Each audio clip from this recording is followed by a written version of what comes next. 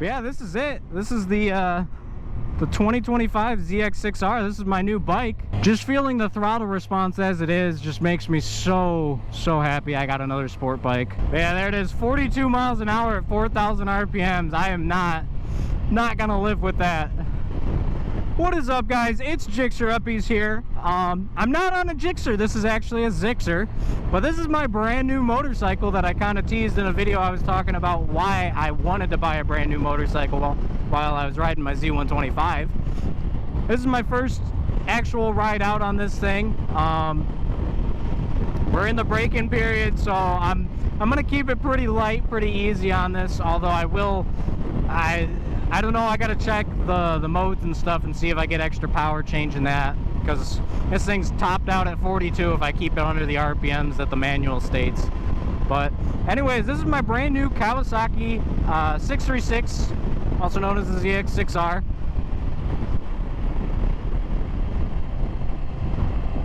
I gotta say, I can already feel that deceleration fuel cutoff. I can feel that, and I'm not a fan of it, so I could see why people get that taken out when they tune the bike. But yeah, so this is a 2025, brand new off the showroom floor. It had 0.8 miles when I first got on it for the first time, and I haven't done any mods to it yet. I do have a list of stuff coming. I already ordered everything that I want for it. I got an insanely good deal with my dealership. They didn't BS at all about the gift card that they were providing, so I was actually able to use that gift card to cover the cost of an exhaust and partially a steering stabilizer. So I'm excited to put those on.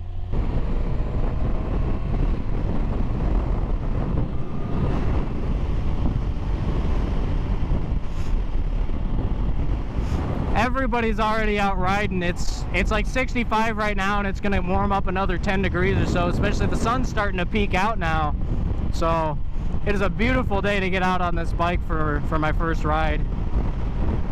And later we're gonna meet up with a buddy of mine that's got a brand new 25 Triumph Daytona 675 675R, I think it is. That's a pretty sweet looking bike, so we're gonna ride with him. He's still breaking in his bike too. He only got it a couple weeks ago.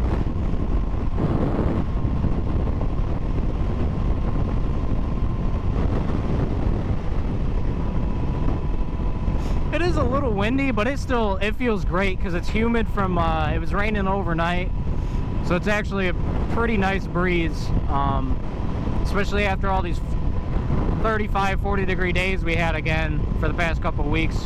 Right after we had a 75 degree day, the weather's so sporadic and unpredictable here, it's kind of annoying. But I've got an exhaust, a steering stabilizer, integrated tail light, tail tidy kit, and I gotta get some tank grips too. I'll probably get some levers and grips for this as well later on down the road. I'm not gonna rush that though.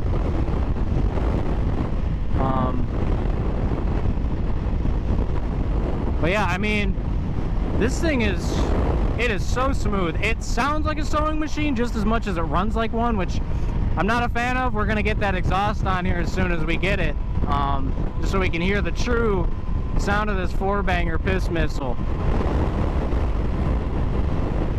But so far, just for the first 20 miles I've put on it, I am thrilled with it, and I'm looking forward to tens of thousands more on it. It's amazing to feel the new technology of this bike after having all the early and mid 2000s bikes all the time. So I'm gonna get to try out the different rider modes. Like right now I've got it in the rain mode, kind of so I can scrub in the tires. It's got the highest traction control setting on it.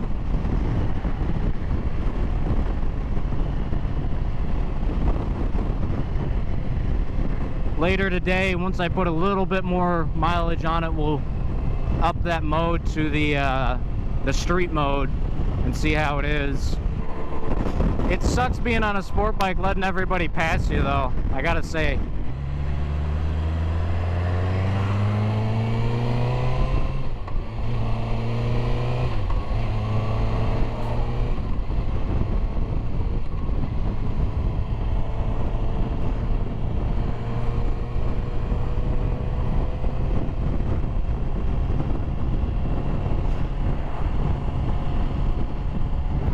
So now that we're doing a little bit of back roads cruising, I want to talk about why I got this motorcycle, and this one specifically, especially because I will admit these 636s, especially this generation, have already gotten they've become quite overrated, I will admit. But I chose this for a very specific reason, and I really don't care what people's opinions are about it. I made my decision. I love the looks of this thing, the front end on the 2425s. That was the big thing that made me start researching this thing, because I'm like, that is like one of the best looking bikes I've ever seen. But I went ahead and did a bunch of research on it, started looking around at dealerships that I could buy it from, and there's some really good discounts at this one that I found a couple days into my research. And I did finance this motorcycle. I'm only 19 years old, just about to turn 20 next week, but I don't feel like it was a poor decision on my part. If I wanted to, I could pay for it in full, but I chose not to because I want to save my money and put it towards other things, like moving in the next handful of months, like maybe in 6 to 10 months, depending on how things are going with my job and stuff. Oh, that's bumpy. As I am pending to enlist into the Air National Guard in my state. So we're gonna see what happens with that, and depending where I end up based at, I will probably move closer to the base. Because I'm also ready to get out of the Midwest entirely too, just because I'm pretty bored of it. I'm tired of the weather, because I absolutely love riding motorcycles. It's my big hobby, and I want some better weather. But anyways, I went ahead and picked this brand new motorcycle up for the main reason being I want to go start to finish with this motorcycle. That's not to say that I will keep it forever, but I'm glad that I get to be the first owner. I know how it's getting broken in. I know all the maintenance that is going to be done to it and everything, especially because I'm a maintenance whore. I'm pretty picky about everything. I make sure to keep up to spec, and I do everything by the book as much as I can. So that's the biggest reason I bought this new bike, is because it's a new bike. I don't have to worry about, with these sport bikes, everybody beats on them. You know, they're gonna have a lot of wear and tear that, you know, maybe a cruiser might not have, because they're not slamming the throttle every 2 seconds like a teenager like myself. Which, that's not gonna stop me from doing that on this bike, because it's half the reason I bought it. But yeah, I wanted to experience also the new technology on it. I'm really excited to try out the quick shifter and the different rider modes, see how that stuff works. And just, yeah, overall the new technology, I wanted to try it out and feel it. Also, it's interesting to just feel a new bike, because the power bands have changed on these a lot. They actually kind of tone these down a little bit on the top end, but they're a lot more torquey and peppy in the low end now, which makes it a much better option to cruise on than the typical sport bikes over the previous generations. Because let's be real, these things aren't comfortable. They're not actually necessarily meant for the street. They're built for racing. They're built for going fast, getting that top end power. Now, the biggest reason I ended up going with, again, I already said, they are pretty overrated. They always have been for the most part, but especially with this new generation, I've never seen anybody in my area with all these new motorcycles. And the local motorcycle group that I've met a bunch of people through, they've all got this same bike now, which hasn't happened in years before. But I think that's for a reason too, and there's a list of those reasons. One of them being, for me, I'm tired of the Gixxers. I've owned 3 different generations of the Gixxer 750, and I actually have a 4th Gixxer 600 that I have right now that I'm rebuilding as a fix and flip bike. And overall, I'm just tired of them, because I've been riding that same bike, the same style, and there've been different generations, but it's still the same bike. So that's my main reason for straying away from the Suzukis and looking at the Kawasaki. Now that's not to say I couldn't have gotten a Yamaha or Honda bike, but the reasons that I didn't go with those is I'm just not a fan of the Honda's looks. I don't like the CBR looks. I never really have. The mid-2000s, they look decent, but aside from that, I just personally don't like the look of them. I don't think they've really changed that much in the past like 2 decades. So that's why I didn't go with Honda. Now, the reason I didn't go with Yamaha, I had a 2004 R6. That was a fix and flip. I didn't have it for very long, but I did absolutely love that bike. And that actually influenced my decision to buy a 600cc because I had never actually owned my own 600cc. I've ridden a couple of them beforehand, but I didn't own my own 600cc until getting that R6 because I jumped straight up to a 750. The reason I didn't go with those R6s though, because again, I wanted a newer bike, and you can still get like that 04, you can still find them $5 grand and under. However, with the newer generations, which is what I was looking for, they discontinued the R6 in 2023, I think, or 2022, I can't remember. They discontinued it as far as the street version. They still have a track version, but you know, if you buy it, you're gonna spend a huge premium. They're already like 18 grand, which at that point I would have just bought like a ZX10 or, you know, a 1000cc bike, because that's what they go for. It's about 18 grand. So it just didn't make sense price-wise to do anything like that. But now if you look at the other stuff, not worrying about the track version, you look a couple years older. Well, first off, they're used. They're a couple years older. So there really is no getting a brand new bike. It's newer, of course, but it's not going to be really possible to get a brand new R6 in really good condition or anything. The thing about that is they're already used and they're still way more expensive than this bike new. I looked at a couple of them with like, there's like a 2019, I think it was, and it had about 7,000 miles on it, which is great and all. However, it was still about $16,000, which is just absurd to me for a used sport bike, a 600cc class, because again, $16,000 was about $4,500 over the MSRP of this bike. This one went for, this is a non-ABS version. I think the retail, the MSRP is $11,400. So I would have been paying a lot more money for a used bike, and it didn't make sense to me. So that's why I didn't go with the Yamaha, and that led me to fully sit myself on this bike and decide that I wanted the Kawasaki. Because after all, they are overrated in my opinion, but they've gotten that for a reason.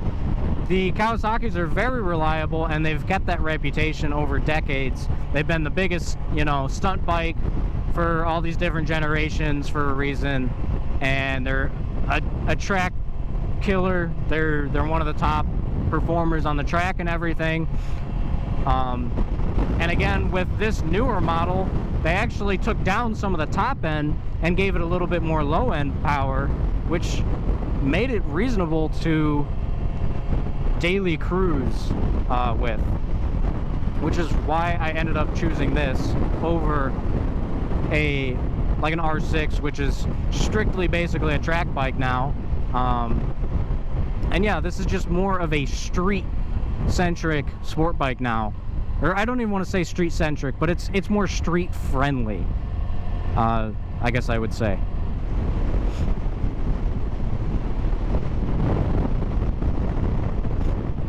I gotta keep an eye out for cops. Although I'm not doing anything wrong, I'm doing the speed limits and stuff.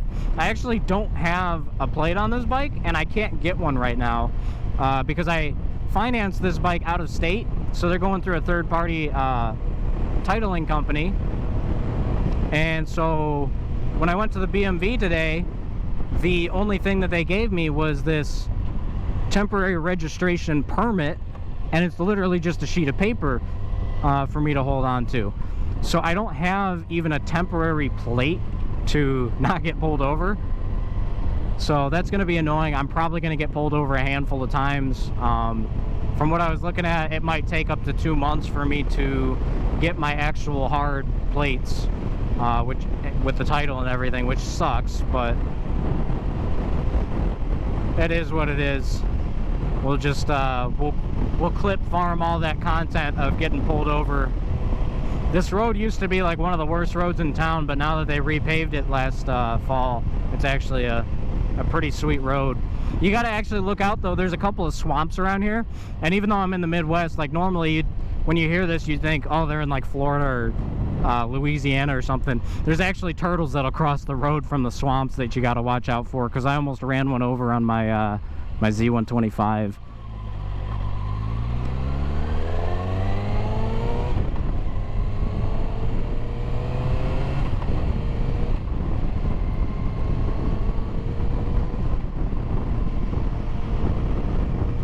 Now something nice, I was just thinking, because I got to meet up with my buddy to ride with him in a little bit, and I've actually got a clock on this that's the right time and everything, so that's kind of nice. There's so many little knickknacks that you get out of these new TFT displays and stuff. I really do like it. Like getting to see my mileage per gallon and everything's pretty cool. Shows you the range, average speed, the total run time, shows you your battery voltage. That's crazy. I am gonna go ahead, because I'm a shorter rider, I'm like barely pushing up to 5'6". I am gonna actually invest in going to an upholstery shop and having my seat shaved down just a little bit, because I noticed these seats, it's already not very comfortable. I think I just need to kind of wear it in and put some weight on it, but there's a lot of foam in this seat for a sport bike compared to what I'm typically used to with the older Gixxers and stuff. So I'm okay with losing a little bit of the foam. I don't think it's really going to change the comfort for me because I'm such a small, lightweight rider. I'm only 150 pounds. So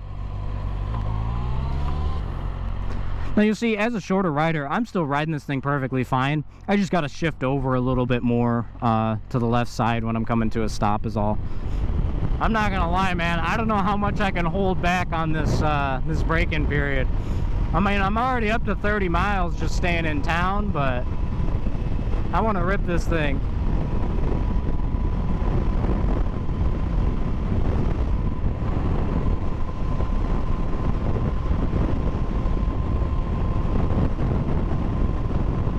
I will have a video though in a couple of weeks of me ripping around that other 600 that I got. That it's a 2007 GXXR 600 that I got for $1,500, clean title and everything. So we're gonna make a little bit of a video on that, kind of doing a rebuild series, because I like fixing and flipping bikes. It's something that I really enjoy. You learn to work on the bikes a lot, and you can make a pretty good penny off of it too. Oh, that guy's got a roach. He's choking it up in the bends. Yeah, I definitely need some tank grips. I'm starting to feel my my knees hurting a little bit just because of how I'm squeezing, you know, straight plastic and the metal gas tank and stuff. I'd like something a little bit conforming to my leg.